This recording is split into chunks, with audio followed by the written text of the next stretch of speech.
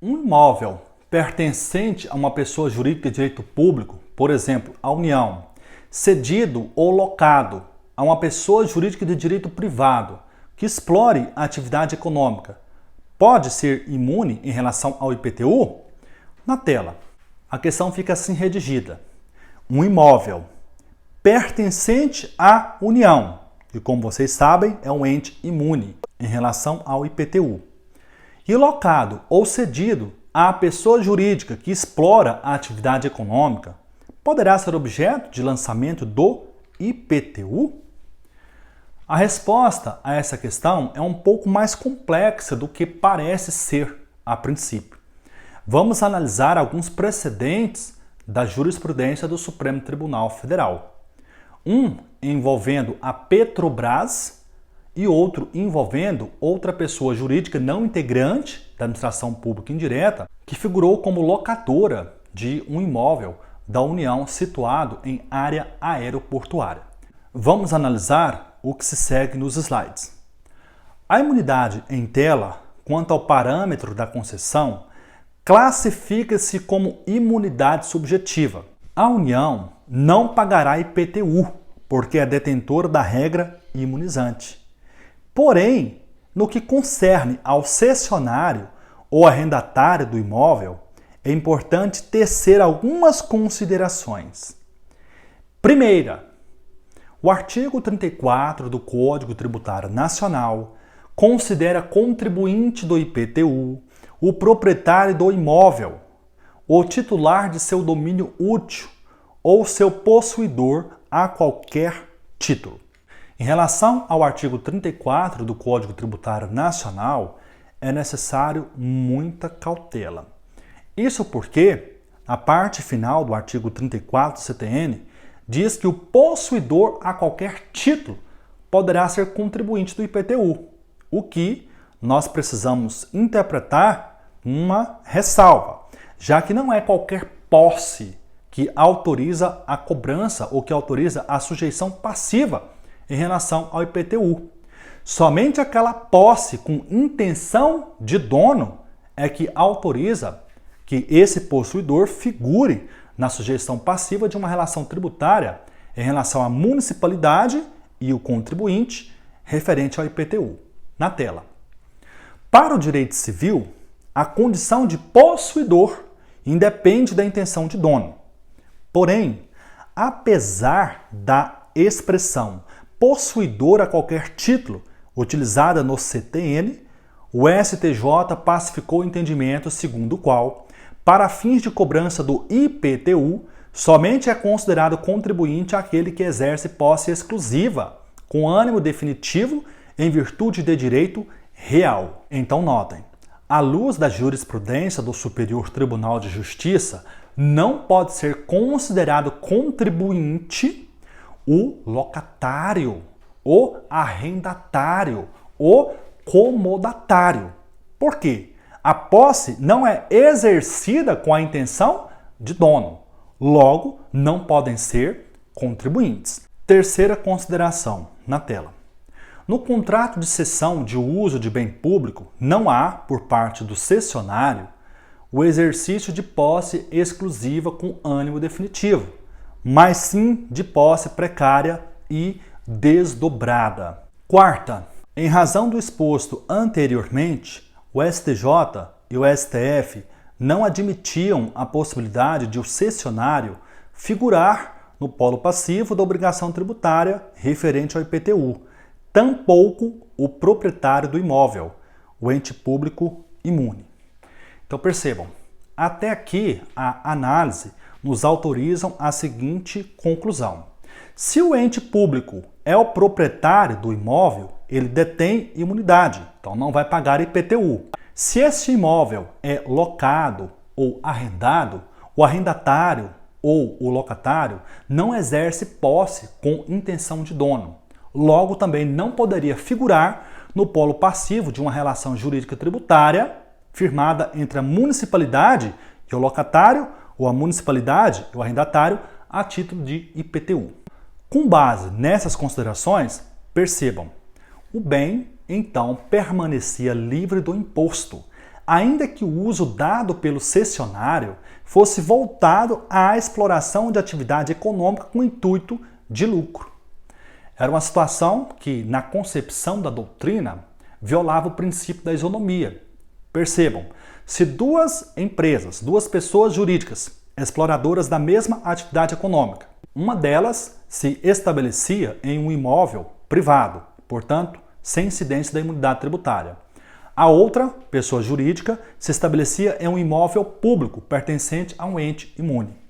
Percebam que esta segunda pessoa jurídica ia ter acesso por via transversa a um benefício fiscal não extensível, por evidente, a outra pessoa jurídica. Acabava-se por criar uma situação de flagrante violação ao princípio da isonomia. E essa questão foi levada ao Supremo Tribunal Federal. Na tela. Em 2017, no julgamento do RE 601-720, o STF mudou o posicionamento e firmou a seguinte tese de repercussão geral. Incide IPTU, considerado imóvel de pessoa jurídica de direito público, cedido a pessoa jurídica de direito privado, devedora do tributo. Vamos analisar qual foi o caso. O município do Rio de Janeiro questionou no STF a imunidade conferida à Barrafor Veículos Limitada, atuante no comércio de importação e exportação de veículos automotores, em imóvel da União localizado em área aeroportuária. Para o município carioca, a extensão da imunidade a particulares que se dedicam a atividades lucrativas acabaria por subverter a finalidade do Instituto, além de comprometer o regime da livre concorrência. O argumento foi acatado pelo STF, conforme visto anteriormente. E notem que esse é um exemplo de um precedente na jurisprudência do Supremo Tribunal Federal que envolveu pessoa jurídica de direito privado não integrante da administração pública indireta de nenhum ente da federação. Nós temos um precedente, pelo menos, em que a pessoa jurídica de direito privado integra formalmente a estrutura da administração direta, a Petrobras. No julgamento do RE 594.015 de São Paulo, o município de Santos questionou a imunidade recíproca do IPTU conferida à Petrobras, arrendatária de imóvel pertencente à União. E o STF firmou a seguinte tese de repercussão geral. A imunidade recíproca prevista no artigo 150, inciso 6, a linha A da Constituição, não se estende à empresa privada arrendatária de imóvel público, quando seja ela exploradora de atividade econômica com fins lucrativos. Nessa hipótese, é constitucional a cobrança do IPTU pelo município. Vamos analisar o caso para vocês entenderem. A Petrobras, ela queria afastar a obrigação de pagar o IPTU por ser o bem de propriedade da União e encontrar-se afetado a atividade de utilidade pública, qual seja armazenamento e movimentação de combustíveis. A Corte entendeu que, apesar de atividade exercida pela arrendatária ser de interesse público, trata-se de sociedade de economia mista com capital social negociado na Bolsa de Valores e notória intenção de auferir lucro para posteriormente distribuí-lo aos acionistas.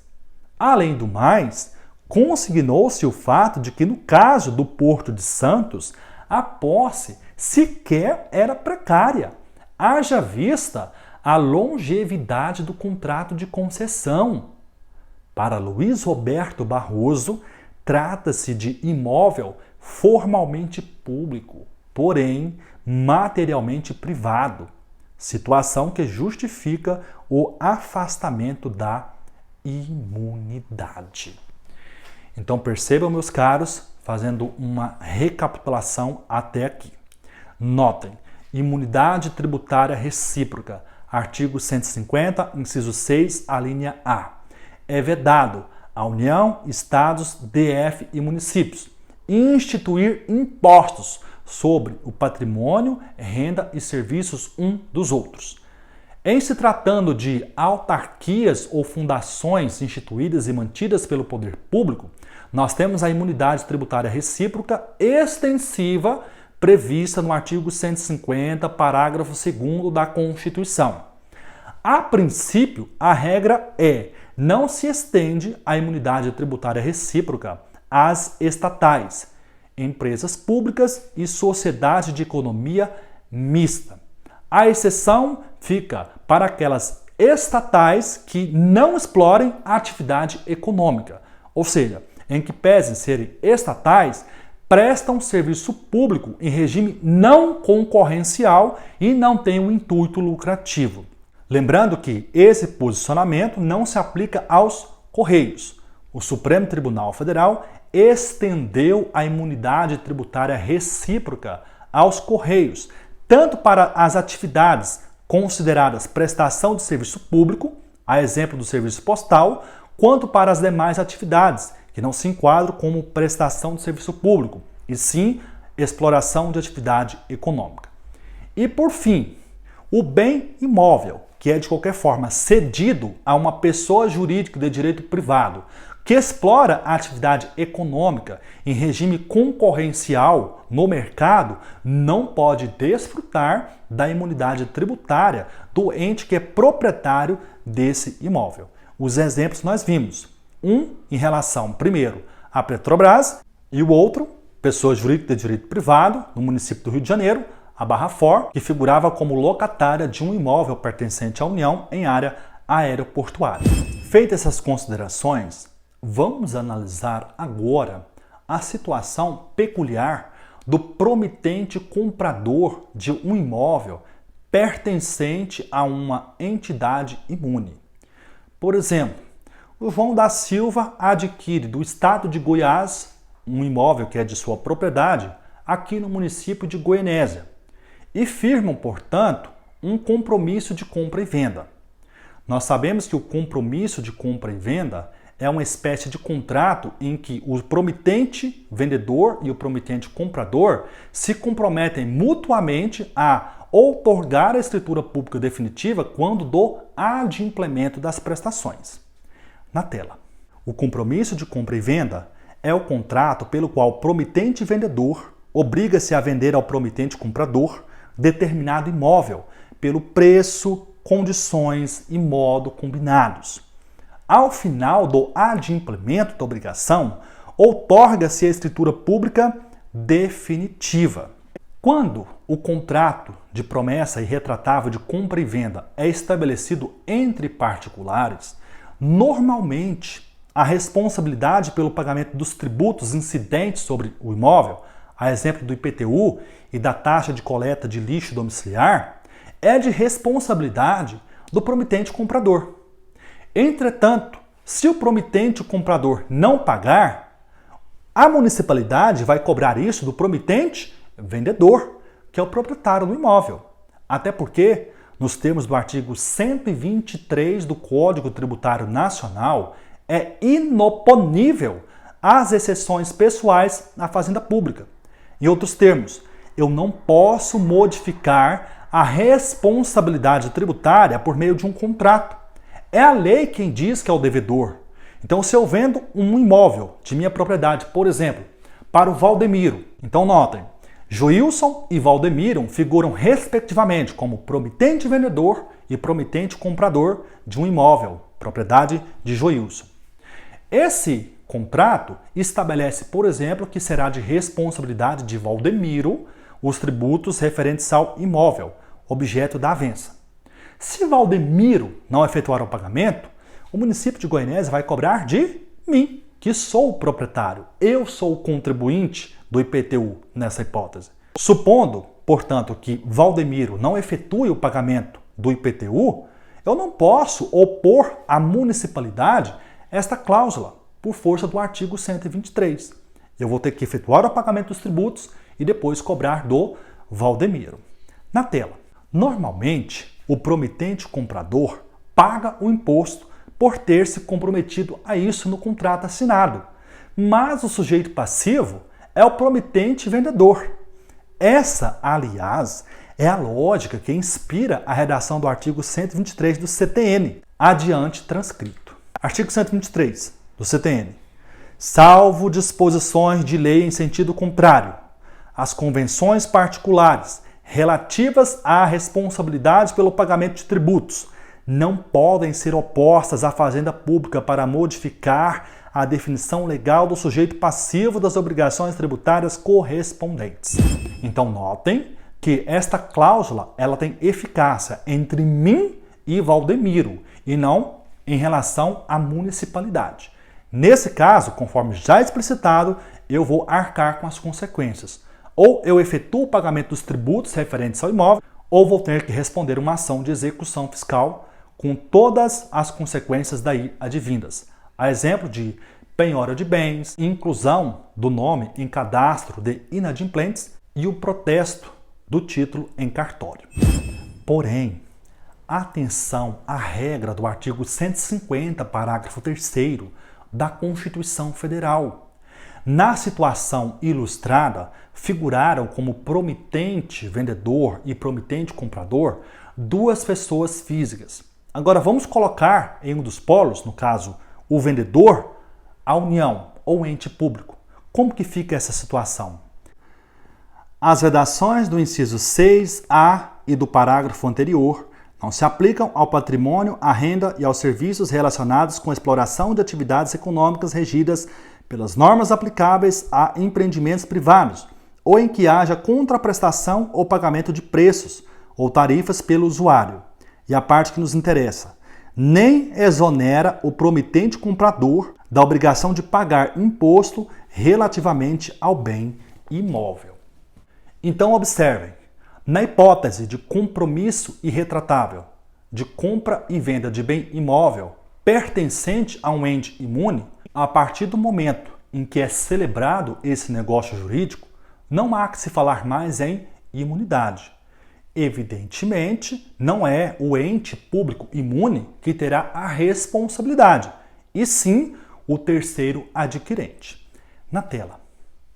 Logo, se um ente político, União, Estado, DF ou município, figurar numa relação como promitente vendedor e um particular figurar como promitente comprador, em que pese o ente político figurar como proprietário no registro de imóveis, o promitente comprador não será beneficiado pela imunidade, deverá pagar o IPTU. E notem que é uma norma que está na Constituição. Lá no registro de imóveis é a União, é o Estado, é o DF ou é o município, que ainda figura como proprietário. Porém, nessa hipótese, em relação da celebração desse negócio jurídico, o Constituinte entendeu por bem afastar a imunidade. O objetivo, minha gente, é evitar fraude ao Instituto. Tá? Pode ocorrer, por exemplo, de um ente político celebrar esse negócio e não fazer a transferência, justamente para evitar a incidência tributária. Tá certo? Os estados estrangeiros são detentores da imunidade tributária? No próximo bloco. Até já.